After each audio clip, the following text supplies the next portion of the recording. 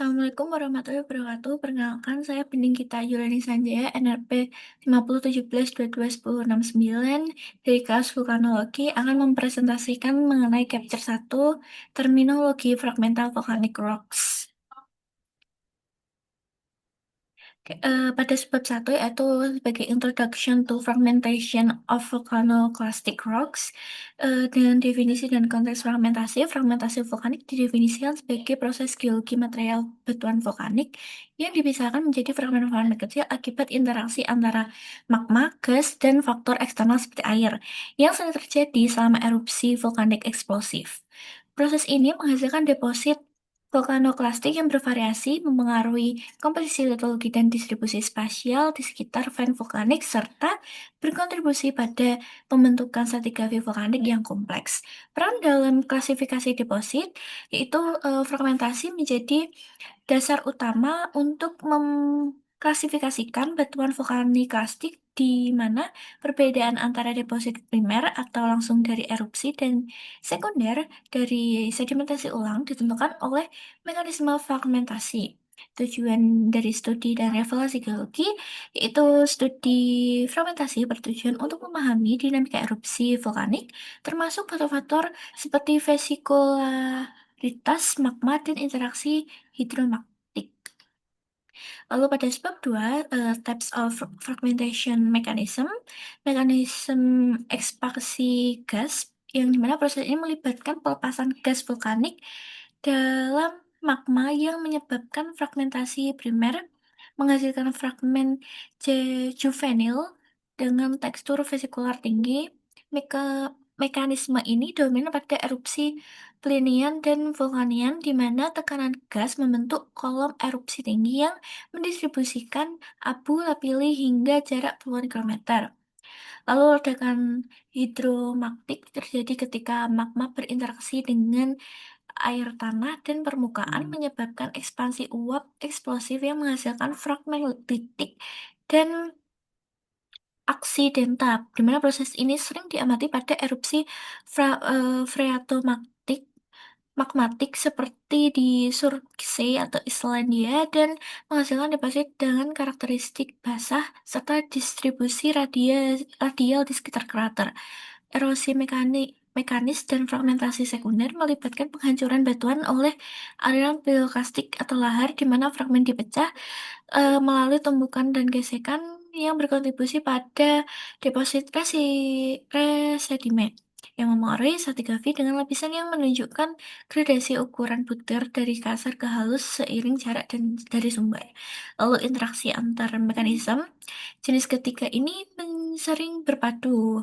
Misalnya ekspansi gas yang diperkuat oleh interaksi hidromaktik menghasilkan variasi deposit yang memerlukan analisis petrografi untuk identifikasi asal-usul fragmen. Lalu sebab berikut, types of juvenile fragmentation, di mana merupakan material magma segar yang terfragmentasi langsung dari erupsi. Sering berupa kaca vulkanik atau kristal pirogenik dengan tekstur halus. Fragmen ini mendominasi deposit piroklastik fault seperti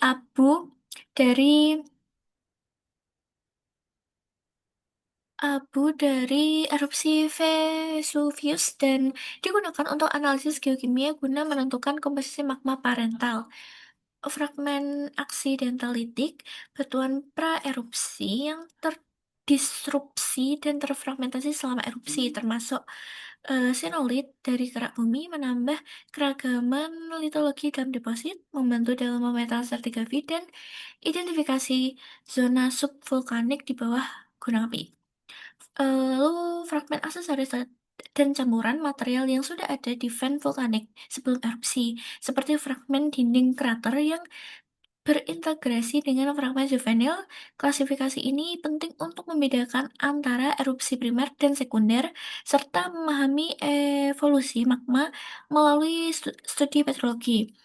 Ciri petrografi dan distribusi dibedakan melalui mikroskop dengan fokus pada vesikularitas, bentuk, dan komposisi mineral. Lalu pada bab 4, Classification of Volcaniclastic Rocks by Cast and Wright, di mana klasifikasi genetik berdasarkan asal-usul geologi, deposit diklasifikasikan menjadi piroklastik, autoklastik, dan epiklastik, di mana pendekatan ini memungkinkan pemahaman antara hubungan proses erupsi dan lingkungan pengendapan seperti di cekungan sedimen vulkanik.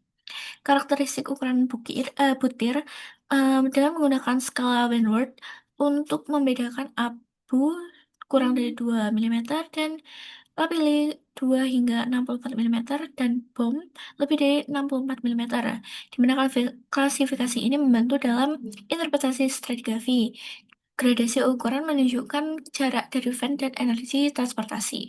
Aplikasi dalam studi lapangan digunakan untuk mapping geologi vulkanik, termasuk identifikasi lapisan surge atau flow yang krusial untuk penilaian risiko lahar di daerah seperti Gunung Merapi. Lalu perbandingan dengan sistem dengan menggunakan klasifikasi Fisher, sistem Cas and Rig lebih menekankan pada proses genetika, memfasilitasi integrasi data geofisika seperti seismografi vulkanik. Lalu pada sebab 4, piroklastik deposit, di mana terbentuk dari aliran panas yang padat, mengandung fragmen juvenil dan litik dengan tekstur masif. Proses ini sering menghasilkan igneous ridge seperti dari erupsi Taupo, Selandia Baru dengan ketebalan hingga ratusan meter dan distribusi luas. Lalu deposit surge piroklastik, di mana deposit tipis dan berlapis dari gelombang eksplosif menunjukkan crossbedding akibat turbulensi. Ciri-ciri ini diamati pada erupsi hidromagmatik memengaruhi stratigrafi dengan lapisan yang menunjukkan variasi energi erupsi. Deposit volcanic piroklastik, abu dan lapilli yang jatuh dalam kolom erupsi dengan gradasi normal dari kasar ke halus, mendominasi deposit distal berguna untuk korelasi stratigrafi regional melalui analisis TEFRA. Interaksi dengan lingkungan, deposit ini berinteraksi dengan air atau topografi menghasilkan eh, variasi seperti lahar panas yang memerlukan studi hidrologi vulkanik untuk prediksi banjir lahar. Lalu pada sebab 6 terkait dengan resedimented sin eruptive volcanic clastic deposit. Dengan proses resedimentasi melibatkan transportasi ulang material berplastik oleh air atau gravitasi selama erupsi, menghasilkan deposit seperti lahar dingin dengan tekstur berlapis dan fragmen campur. Lalu karakteristik stratigrafi lapisan menunjukkan gradasi inverse akibat aliran hipokonsentrasi sering ditemukan di lereng vulkanik dengan ketebalan variabel tergantung curah hujan. Lalu referensi untuk bahaya geologi, deposit ini meningkatkan risiko banjir lahar, memerlukan pemantauan hidrologi dan pemetaan untuk mitigasi di daerah vulkanik seperti Filipina atau Indonesia. Perbedaan dengan deposit militer yaitu lebih terstruktur dan mengandung sedimen non-vulkanik, membantu dalam rekonstruksi paleolingkungan melalui analisis sedimentologi. Pada sebab 6 terkait dengan terminologi oleh fragmental volcanic rocks. Terminologi dasar termasuk tuff, lapillistone, dan breccia vulkanik berdasarkan ukuran butir dan komposisi sesuai standar IUGS untuk klasifikasi petrologi. Sistem klasifikasi Fisher dan Semmick-Key menekankan pada asal genetika dan struktur dengan modifikasi White and Houghton untuk integrasi data modern seperti isotop geokimia. Aplikasi praktis terminologi ini digunakan dalam laporan geologi untuk deskripsi lapangan, memfasilitasi komunikasi antar disiplin seperti vulkanologi dan sedimentologi. Evolusi terminologi dari klasik hingga modern mencakup istilah seperti aglomerate untuk deposit bom yang membantu dalam interpretasi sejarah vulkanik purba. Lalu terakhir pada sebab 8 terkait dengan general component of volcanic clastic rocks. Komponen utama termasuk kaca vulkanik atau amorphous, kristal pirogenik, dan litik, yang dimana komponen ini menentukan sifat pirofisik seperti porositas dan permeabilitas deposit. Lalu karakteristik genetik komponen juvenil Dominasi deposit primer, sementara litik meningkatkan pada deposit sekunder. Analisis ini melalui Microsoft polarisasi untuk identifikasi mineral seperti piroklas atau piroksen. Distribusi dan